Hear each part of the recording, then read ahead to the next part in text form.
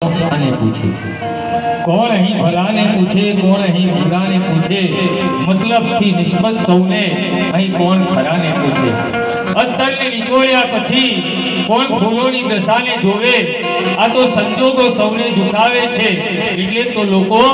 ખુદાને પૂછે છે, એટલે તે લોકો ખુદાને પૂછે। આજે સ્વર્ગસ્થ શ્રી એવા સુરેશભાઈ ગણપતરામ પંડિતની પ્રથમ વાર્ષિક પુણ્યતિથિ આપણે સૌ આજે ભેગા થયા છીએ। परमात्मा ये आत्मा ने तो शांति आपी है, सारी योनि सारा स्थान सारा देव ने सारी जग्याए परमात्मा ने वैकुंठ पास ने अपने परमात्मा ने ब्रह्मलोक कैलाशवास એટલે કોઈ સારી યોनि कोई सारी दिशाओं ની અંદર પરમાત્મા એમને આજે આપી દીધું છે। અને અહીં આત્મા અથવા તો એ જીવ અહીં આપણને બેઠા બેઠા દરેક ઉપર દ્રષ્ટિ કે નજર પણ કરતો હશે। હા, ગીતાજીની પણ વાત કરી અને પાછળથી બેઠેલા સુનિલભાઈએ બધાની ઉપાસનાઓ પણ આપી। હા, આવેલા મહેમાનો વિશે એટલે કે બ્રાહ્મણો જે સ્ટેજ ઉપર બેઠા છે એમની પણ ઉપનીતિ આપી, પણ સ્વયં સુનિલભાઈ શાસ્ત્રી પણ આજે 30-40 વર્ષથી શ્રદ્ધાંજલિ સુંદરકાંડ સાથે સાથે સારા સારા યજ્ઞોની પ્રતિષ્ઠાની અંદર એમની સરસ પહેલા વાત કરી કે પિતા અમેરિકાની અંદર એમના બાળકો રહેતા હતા અને પિતાનું દેહાંત થયું ને બાળકો એમને એવું કીધું કે ભાઈ મારા શ્રી બારોબાર પતાઈ દે। આના ઉપર મને એક પ્રસંગ અને એક કથા યાદ આવેલી છે કે અને આ સત્ય ઘટના છે। અમારા પોતા ગાંધીનગર જિલ્લાના એક જજમાનની વાત છે કે એક દંપતી પતિ અને પત્ની અમેરિકામાં રહેતા હતા,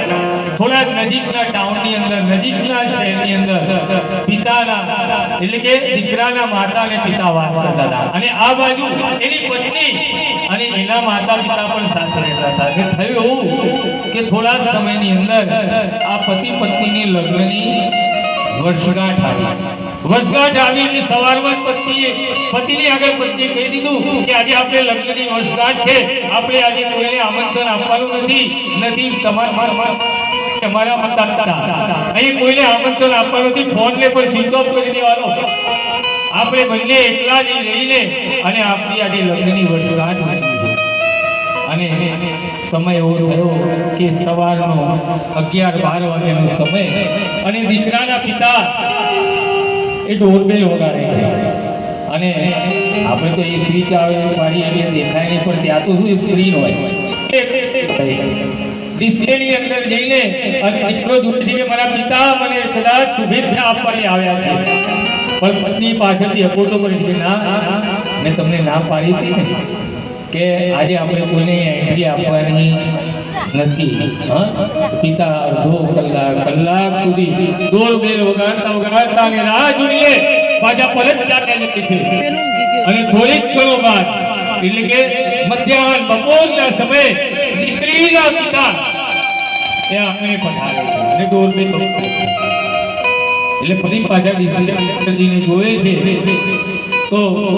એના પતિને કહે છે કે ભાઈ તારા પિતા આવ્યા છે।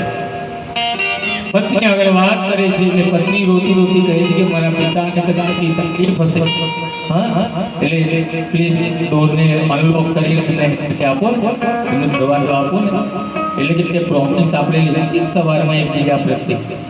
છતાંય ઘણા બધા કાલાવાલા કરે છે અને છેવટે એનો પતિ ત્યાં આગળ પીકળી લે અને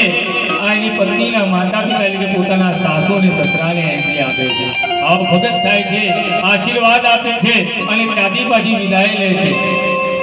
સમય પસાર ને વ્યતીત થતા અને બીજી વાત હું કહેવાનું ચીંધું કે આ પતિ અને પત્નીને હોતું નથી, વર્ષોનો સમય પસાર થતા આ પતિ પત્ની વચ્ચે કોઈ સંતાન નથી, તો અહીં આપણે એક બાળકને